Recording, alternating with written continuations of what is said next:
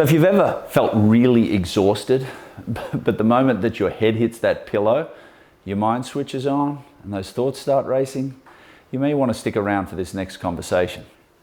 Well, breath is something that I've been using for a really long time in order to help me get into the optimal space to fall asleep. And it's something that I recommend to my clients all the time. You're not broken if you can't fall asleep. It's really that you haven't sent the right signal to your body.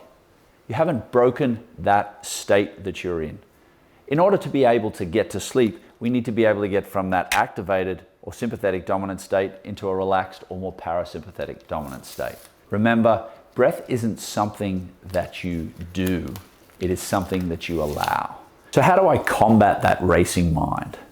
How do I quiet that space? Now that my body's got quiet, how do I turn that noise in my mind down? Counting your breaths can be a great way to give your mind something to do that also has a relaxing nature, and it gives that interoceptive focus for your mind. So using a 3-3, 4-4, or 5 count. Alternatively, you can also follow the air in through your nose, down into your lungs, and then as you exhale, using your awareness to follow that air back out. Remember, counting isn't about control, it's about giving your mind a soft place to land. Simple bedtime breathwork patterns to use. You can use a 4-7-8 breathwork pattern.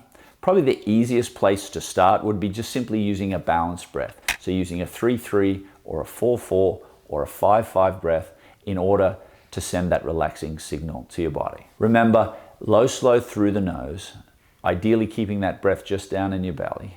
And we're not forcing it, we're allowing it to happen. If you want to try a well-researched breathwork technique, I've got a link here, and it will be something that you can use day after day or night after night in order to get your body to that more optimal space for allowing that sleep to come.